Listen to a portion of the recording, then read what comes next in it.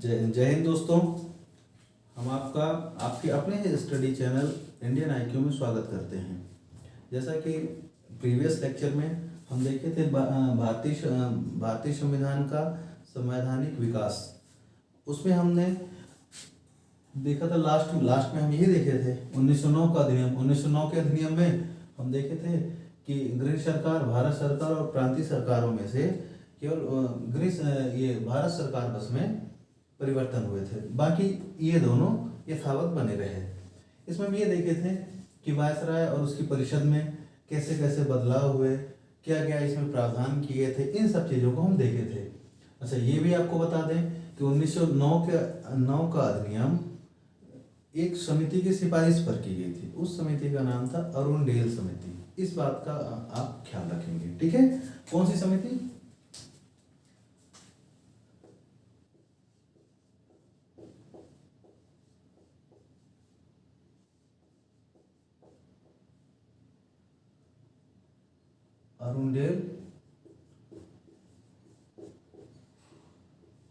Arundale समिति, ठीक है। इस बात का आप ख्याल रखिएगा। ये भी पता है कि सत्येंद्र सिन्हा गवर्नर जनरल की कार्यकारिणी में पहले ऐसे व्यक्ति थे जो शामिल किए गए थे, ठीक है। अब हम देखेंगे आगे। ठीक है, इसको तो ऐसे बना रहने दें, यही ढांचा काम आ जाएगा अपने लिए।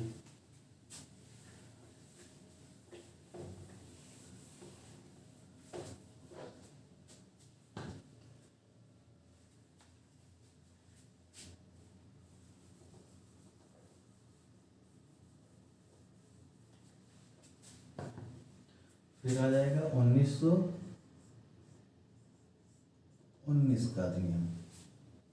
ये हम आपको बताए थे कि जो 1858 के अधिनियम से जो ये यथावत बने, इसमें कोई भी परिवर्तन नहीं किया गया था।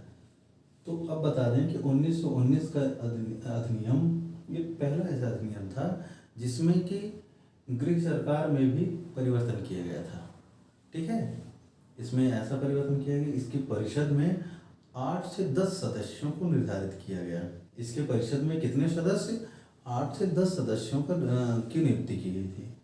फिर इन सदस्यों का कार्यकाल निर्धारित किया गया 5 वर्ष। इनका कार्यकाल कितने वर्ष निर्धारित किया गया? 5 वर्ष निर्धारित किया गया। और हाई कमिश्नर का नया पद सृजित किया गया, ठीक है। और एक बात ये भी बता दें कि जो गृह सरकार का वेतन भत्ते जो 1858 के अधिनियम से ही कहाँ से दिए जाते थे? तो भारतीय राजकोष से दिए जाते थे। तो उसे अब समाप्त करके ब्रिटिश राजकोष से दिया जाने लगा। तो ये चीज़ें हमने इसमें परिवर्तन किए थे, ठीक है। पहला परिवर्तन क्या था कि परिषद के सदस्यों की संख्या 8 से 10 की गई। दूसरा परिवर्तन क्या था कि इनका कार्यकाल 5 वर्ष निर्धारित किया गया। तीसरा प्रावधान क्या था कि हाई कमिश्नर का नया पद सृजित किया गया। चौथा प्रावधान क्या था कि वेतन भत्ते ब्रिटिश राजकोष से दिया जाने लगा। ये इसमें हमने किया था। अब हम इसको लिख नहीं रहे हैं क्योंकि आपको पता है कि पिछला लेक्चर था वो काफ़ी लंबा भी बन गया था, इसलिए हम अगर लिखने लगते हैं तो टाइम ज़्यादा हो जाता है, ठीक है। फिर इसमें क्या परिवर्तन किया गया? इसमें परिवर्तन किया गया भारत सरकार या केंद्र सरकार में कि इसमें द्विसदनीय विधानमंडल की व्यवस्था की गई। द्विसदनीय विधानमंडल का मतलब होता है कि जैसे वर्तमान में अभी भी द्विसदनीय विधानमंडल है हमारे यहाँ, द्विसदनीय व्यवस्था पाई जाती है, लोकसभा और राज्यसभा 2, है ना।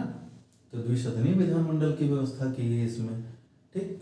फिर संयुक्त बैठक का प्रावधान किया गया। ये कुछ जरूरी चीजें हम लिख सकते हैं यहाँ पर।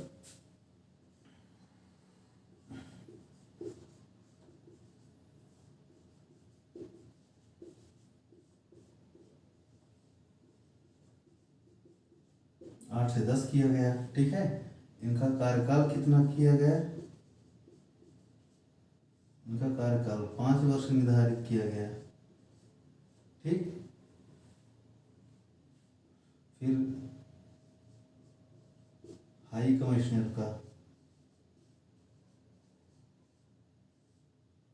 हाई कमिश्नर का नया पद सृजित किया गया, नया पद बनाया गया, है ना। फिर ठीक है, फिर इनके वेतन भत्ते कहाँ से दिए जाने लगे?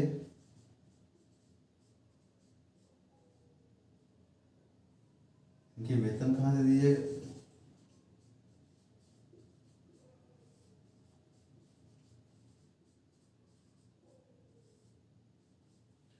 ब्रिटिश राजकोष से दिए जाने लगे। ये कुछ प्रावधान थे, ठीक है। अब हम लोग देखेंगे कि इसमें क्या प्रावधान किया गया। तो इसमें द्विसदनी विधानमंडल की व्यवस्था की गई। द्विसदनी विधानमंडल में क्या क्या आता है? तो राज्यसभा आता है और लोकसभा आता है, ठीक है। द्विसदनी विधानमंडल की स्थापना की। फिर संयुक्त बैठक का प्रावधान इसमें किया गया है, और संयुक्त बैठक का प्रावधान वर्तमान संविधान में किस अनुच्छेद में है? तो ये आपको बताना है। आप कमेंट करके बताइएगा कि संयुक्त बैठक का प्रावधान अभी वर्तमान संविधान में किस अनुच्छेद के तहत किया गया है, ठीक है। तो कमेंट करके आप बताइएगा आप लोग।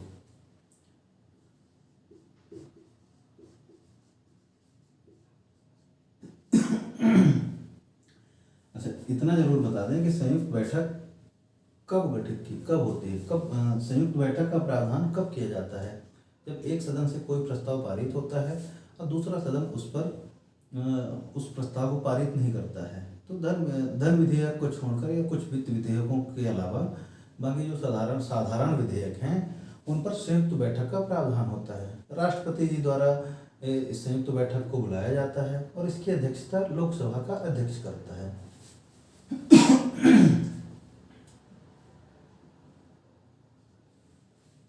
तो संयुक्त बैठक का प्रावधान किया गया। फिर दूसरा है कि केंद्रीय लोक सेवा आयोग की स्थापना का प्रावधान था, लेकिन ये central public service commission CPSC की स्थापना, है ना।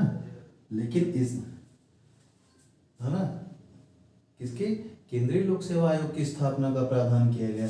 लेकिन ये कार्य करना कब से प्रारंभ किया है? 1926 से, ठीक है।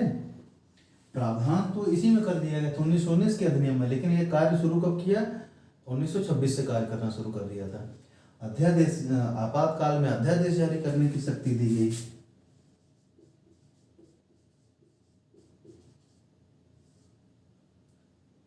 इस बात का अगर आपको याद हो कि अध्यादेश जारी करने का प्रावधान किस अधिनियम से किया गया पहली बार, ये भी आप अगर चाहें तो कमेंट में बता सकते हैं, कमेंट के थ्रू, कि अध्यादेश जारी करने का प्रावधान सबसे पहले भारत में किस अधिनियम के द्वारा किया गया, ठीक है।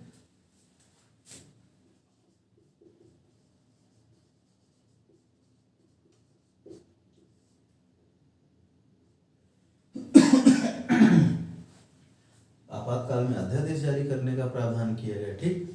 फिर प्रत्यक्ष चुनाव की बात की गई। ये आपको बता दें कि 1909 के अधिनियम में मॉर्ले मिंटो सुधार के तहत अप्रत्यक्ष निर्वाचन की बात की गई थी। लेकिन इसके तहत कैसी प्रत्यक्ष निर्वाचन की बात की गई? प्रत्यक्ष निर्वाचन की बात की गई, ठीक है। इस बात का आप ख्याल रखेंगे। प्रस्तावना की व्यवस्था पहली बार की गई, ठीक है। केंद्र सूची व राज्य सूची के विषयों का बंटवारा किया गया। प्रस्ताव, संकल्प, संसदीय समितियों की स्थापना का प्रावधान किया गया। बजट में कटौती प्रस्ताव का अधिकार लाया गया। ये सारी चीजें। अच्छा, इस बात का ख्याल जरूर रखिएगा आप कि प्रस्तावना का, है ना, प्रावधान इसमें किया गया, ठीक है ना, पहली बार प्रस्तावना को पहली बार इसी में, है ना, लाया गया था।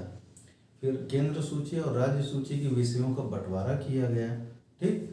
प्रस्ताव, संकल्प, संसदीय समितियों की स्थापना की गई। प्रस्ताव तो आपको, है ना, फिर आगे चल के हम बताएंगे क्या होता है। और फिर बजट में कटौती का अधिकार दिया गया। ये सारी चीज़ें इसके अंतर्गत की गई। ठीक, फिर कुछ इसके अंतर्गत भी बहुत सारे कार्य हुए। राज्यों में द्वैत शासन लागू हुआ। कैसा शासन? राज्यों में द्वैत शासन लागू हुआ।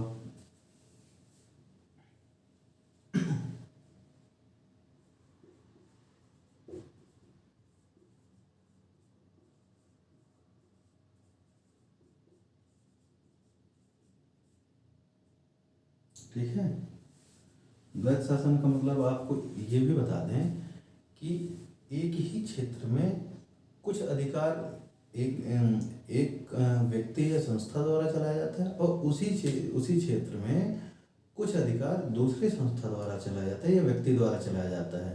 तो उसको ये कहा जाता है कि एक ही क्षेत्र में दो लोगों का शासन समानांतर चलता है, तो उसे द्वैत शासन कहते हैं। तो यहाँ भी राज्यों में द्वैत शासन की व्यवस्था की गई, मतलब कि गवर्नर और चुनी गई कार्यपालिका ये साथ साथ शासन करते थे। मतलब कुछ अधिकार गवर्नर को दिए जाते थे और कुछ अधिकार जो चुनी हुई कार्यपालिका, बताया था ना कि प्रत्यक्ष चुनाव, ठीक, तो निर्वाचन द्वारा क्या किया गया कि कार्यपालिका का चुनाव किया गया था और वही कार्यपालिका और गवर्नर दोनों उस क्षेत्र में शासन चलाते थे प्रांतों में। ठीक है, फिर ये भी आपको बता दें कि राज्य सूची के विषयों को दो भागों में बांटा गया। ठीक है, राज्य सूची के विषय को दो भागों में बांटा गया। एक था आरक्षित विषयों का दो भागों में विभाजन।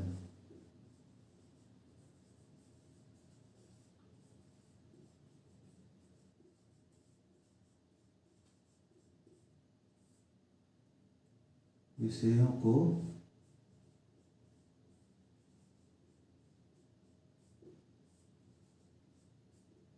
दो भागों में बांटा गया।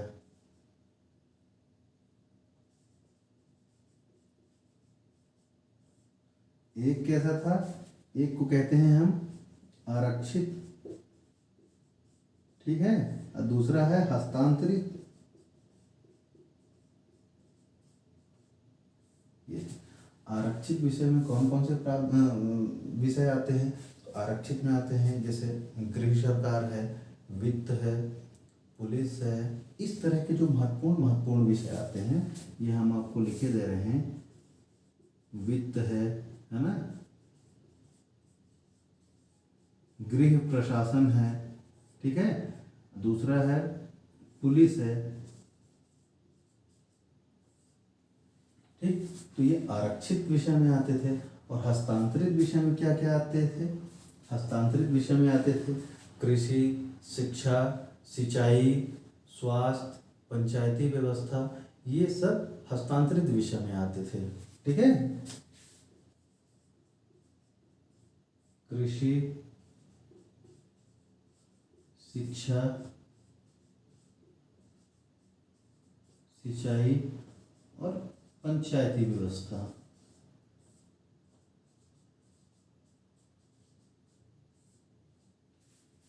हो सकता है कि हमारे लिखावट थोड़ी छोटी हो, अक्षर छोटे हो, लेकिन जो हम बोलते हैं वही लिखते हैं। ठीक है, तो अगर आपको यहाँ समझ में ना आए तो आवाज़ तो सुन ही रहे हैं आप। ठीक है, और ये प्रावधान ये भी किया गया, ये एक हुआ, ये दूसरा हुआ। तीसरा प्रावधान इसमें ये किया गया कि मुख्यमंत्री और मंत्रिपरिषद के पास, है ना। अच्छा, एक बात ये बता रहे हैं कि जो हस्तांतरित विषय है, तो पंचायती व्यवस्था को पहली बार राज्य सूची में 1919 के अधिनियम में ही रखा गया है। ठीक है, जब हम पंचायती व्यवस्था पढ़ेंगे, उसका विकास पढ़ेंगे, तो हम यहाँ पर जरूर ध्यान रखेंगे। ठीक है, ये बता दें कि प्रांतों में प्रत्यक्ष चुनाव द्वारा विधानसभा का गठन किया गया इसमें, है ना। प्रांतों में प्रत्यक्ष निर्वाचन, तो यहीं पर हम बता दिए थे ना कि प्रत्यक्ष निर्वाचन का प्रावधान किया गया। तो यही व्यवस्था प्रांतों में भी लागू हुई कि प्रत्यक्ष निर्वाचन के द्वारा विधानसभा का गठन किया गया और प्रांतों में अंशतः उत्तरदायी सरकार की स्थापना की गई। कैसी सरकार? अंशतः उत्तरदायी सरकार। ठीक है, अंशतः उत्तरदायी सरकार। ठीक है, अंशतः उत्तरदायी सरकार की स्थापना की गई। गवर्नर, अच्छा ये बता दें आपको कि ठीक है ये सारे विषयों का विभाजन कर दिया गया, लेकिन गवर्नर यहाँ यहाँ कौन था? गवर्नर और उसकी परिषद। तो गवर्नर को ये अधिकार था कि वो किसी भी विषय में हस्तक्षेप कर सकता है। ठीक है, तो गवर्नर को यहाँ के सारे विषयों में हस्तक्षेप करने का अधिकार दिया गया। ठीक, तो ये हम सारी चीज़ें किस में पढ़े हैं? 1919 का अधिनियम बहुत महत्वपूर्ण है। इस वजह से हम इसके लिए और 1935 के अधिनियम के लिए अलग से लेक्चर लेके आए हैं। ठीक है, इस चीज़ का आप लोग ध्यान रखेंगे, नोट कर लीजिए। ये नोट्स जो बना रहे हैं आप, तो ये आप लोगों के लिए मील का पत्थर साबित होने वाला है, क्योंकि ऐसे नोट्स आपको मिलना मुश्किल रहता है। आप जो हम पढ़ा रहे हैं तो उसे एज ए कोचिंग क्लास, जैसे आप कोचिंग क्लास में जाके क्लास अटेंड करते हैं और नोट्स बनाते हैं प्रॉपर, वैसा ही आप नोट्स बनाइए और वैसे ही आप पढ़ाई करिए। ये हम आपको एक बार और बताना चाहेंगे कि ये जो आपको मैटर मिल रहा है, जो भी ज्ञान आपको मिल रहा है, तो ऐसा मैटर आपको मिलेगा नहीं, मतलब बहुत रेयर मिलेगा। आपको बहुत सारी किताबें पढ़नी पड़ेंगी, तब आपको ऐसी चीज़ें मिलेंगी। और हमारे द्वारा आपको बहुत ही आसान भाषा में और सरल शब्दों में और बहुत आसानी से उपलब्ध हो रहा है। बस ये है कि आपको धैर्यपूर्वक इसे पढ़ना है और इसके एक भी लेक्चर मिस नहीं करना है। इस बात का आपको ख्याल रखना है, क्योंकि अगर एक लेक्चर मिस किए तो पीछे क्या पढ़ाए हैं उसी से रिलेटेड तो हम आगे पढ़ाएंगे। ठीक है, तो आपको इस बात का ख्याल रखना है। अब हम लोग पढ़ेंगे 1935 का अधिनियम, 1935 का। ठीक है, 1935 का अधिनियम। अच्छा, एक चीज और, 1919 के अधिनियम की कुछ हम खामियां आपको बताते हैं। ठीक है, क्योंकि 1919 का अधिनियम तो ठीक है, इसकी 1919 के अधिनियम की जांच के लिए एक मुंडी समिति की स्थापना की गई थी। कौन सी समिति? मुंडी समिति की स्थापना 1919 के अधिनियम की जांच के लिए गठित की गई थी। इस बात का आप ख्याल रखिएगा। ठीक है, ये भी बता दें आपको कि 1919 के अधिनियम में ही सिख को पृथक निर्वाचन प्रदान किया गया था। जैसे बताए थे पिछले लेक्चर में कि 1909 के अधिनियम में इस्लाम को पृथक निर्वाचन की व्यवस्था की गई थी इस्लाम के लिए, उसी तरह से सिखों के लिए पृथक निर्वाचन की व्यवस्था 1919 के अधिनियम में की गई। ठीक है, फिर बाकी हम बताएंगे SC ST आंग्ल भारतीयों के लिए 1935 के अधिनियम में पृथक निर्वाचन की व्यवस्था की गई। ठीक है, लेकिन इसमें कुछ खामियां हम ये बताना चाहेंगे कि इसमें बहुत सारी खामियां ऐसी थी कि इसके मतलब इसने जिम्मेदार सरकार की मांग को पूरा नहीं किया। ठीक है, एक आपको ये बता दें कि इसमें एक शासन को उत्तरदायी बनाने की दिशा में अधिनियम को लाया गया, लेकिन उत्तरदायी सरकार बन नहीं पाई। एक ये बहुत महत्वपूर्ण इसकी कमी थी।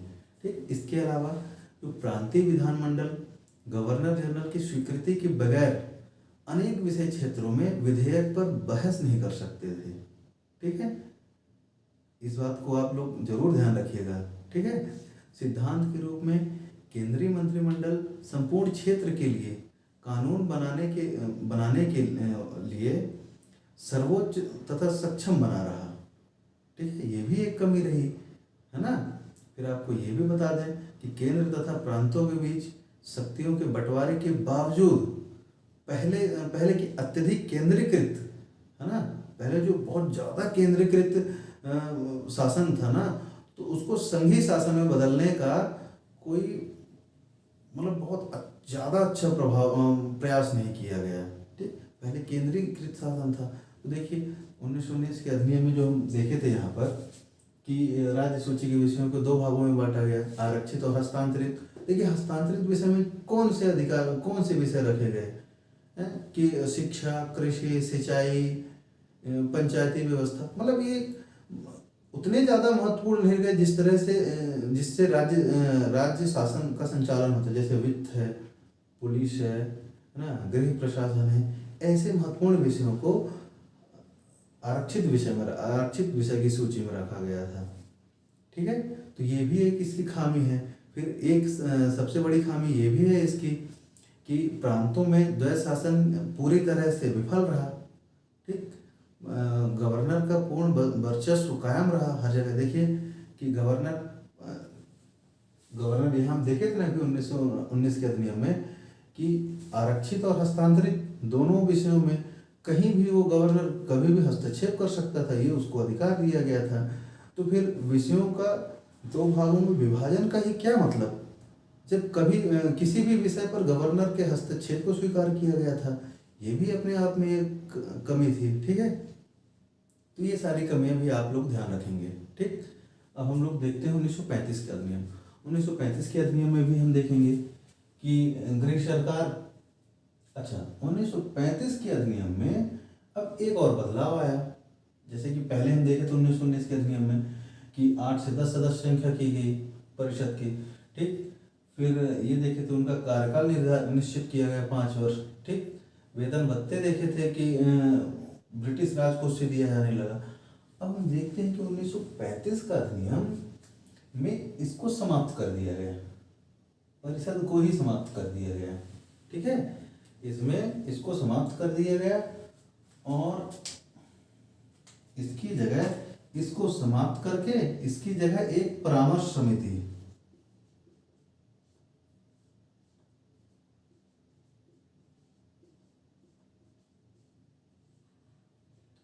ठीक है, इसकी जगह एक परामर्श समिति का गठन किया गया। ठीक, और इसकी सिफारिश, परामर्श समिति की सिफारिश भारत सरकार पर, ठीक है ना, बाध्यकारी नहीं थी। ये जो सिफारिश करेगी उसको भारत सरकार पर बाध्यकारी नहीं था। इसके पहले तक क्या था कि ये सर्वोच्च था, पद सोपानी व्यवस्था थी ना, लेकिन अब ये पद सोपानी व्यवस्था समाप्त। देखिए इसीलिए अभी तक यहाँ पर ये लिखा था कि पद सोपानी व्यवस्था थी यहाँ पर, है ना, लेकिन 1935 के अधिनियम में ये पद सोपानी व्यवस्था समाप्त कर दिए गए। परामर्श समिति की जो सिफारिश होती थी वो भारत सरकार के लिए बाध्यकारी नहीं होती थी। ठीक, अर्थात कि नाम मात्र का ये भारत सचिव रह गया। अभी जो भारत सचिव है ये तो नाम मात्र का रह गया। ठीक है, इस बात का भी आप ध्यान रखेंगे कि अब ये भारत सचिव नाम मात्र का रह गया। ठीक है, इस बात का आप लोग ध्यान रखेंगे। अब फिर आते हैं केंद्र सरकार। केंद्र सरकार में क्या क्या बदलाव आया, इसमें आपको बता दें कि 1919 के अधिनियम में प्रांतों में द्वैध शासन आया था, लागू किए थे ना, तो 1935 के अधिनियम में केंद्र में द्वैध शासन लागू किए। ठीक है ना, द्वैध शासन व्यवस्था लागू किए केंद्र में। ठीक है, द्वैध शासन व्यवस्था लागू किए। इसके बाद हम देखते हैं कि इसमें त्रिसूची व्यवस्था लागू की है। त्रिसूची व्यवस्था मतलब कि संघ सूची, राज्य सूची और समवर्ती सूची। ठीक है, तो इसमें हम देखते हैं त्रिसूची व्यवस्था लागू की है। अच्छा, इस बात का आप ध्यान रखिएगा कि हमारे संविधान में त्रिसूची प्रणाली कहाँ से लिया गया, अगर प्रश्न आए तो 1935 के अधिनियम से। ठीक है, इस बात का आप ख्याल रखेंगे। फिर देखते हैं कि केंद्र में अंशतः उत्तरदायी सरकार। 1919 के अधिनियम में अंशतः उत्तरदायी सरकार कहाँ, प्रांत यहाँ पर। ठीक है, प्रांतों में अंशतः उत्तरदायी सरकार 1919 के अधिनियम से, लेकिन वहीं केंद्र में अंशतः उत्तरदायी सरकार 1935 के अधिनियम में लागू की।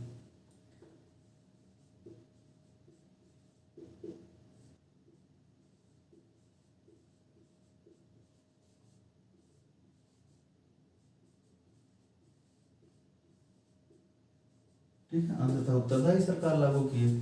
फिर आप ये भी ध्यान रखिएगा कि संघ लोक सेवा आयोग की स्थापना इसमें की गई।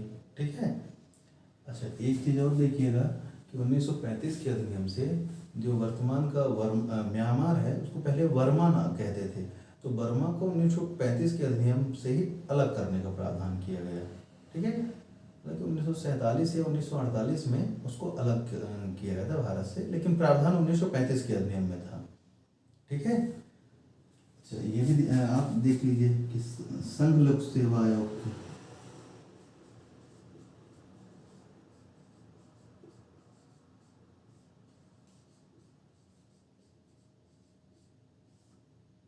ये तो आपको पता ही है कि हमारे संविधान में जो 26 जनवरी 1950 को लागू हुआ था उसमें लगभग 2/3 प्रावधान हूबहू या थोड़ा बहुत परिवर्तन करके 1935 के अधिनियम से ही हम लोगों ने ग्रहण किया था। ठीक है, इस वजह से ये बहुत ही महत्वपूर्ण अधिनियम माना जाता है। ठीक, तो हम लोगों ने इतने सारे प्रावधान इसमें किए थे, है ना, केंद्र सरकार में 1935 के अधिनियम में। फिर देखते हैं कि प्रांतीय सरकार या राज्य सरकार में हम लोगों ने क्या प्रावधान किए। ठीक है, तो इसमें हम लोग ये देखते हैं कि इसमें राज्य लोक सेवा आयोग का प्रावधान किया, जैसे यहाँ पर संघ लोक सेवा आयोग, तो यहाँ पर राज्य लोक सेवा आयोग, ये देख लीजिए यहाँ।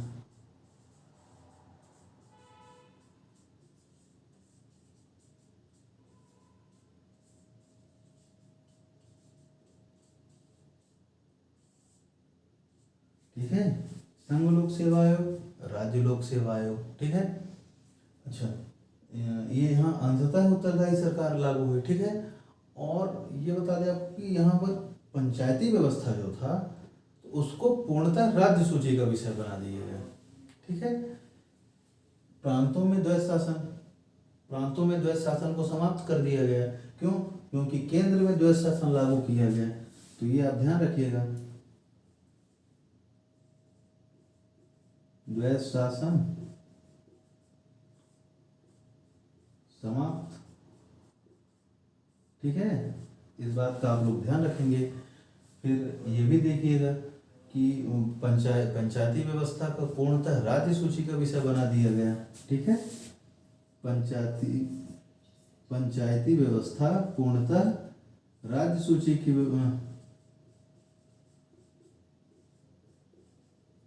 है ना।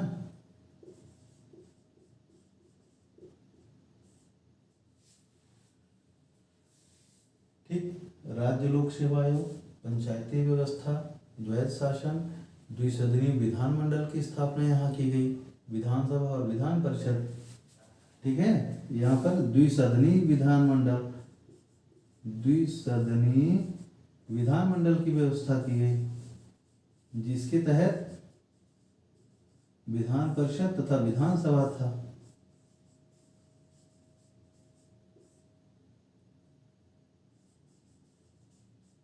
विधानसभा और विधान परिषद।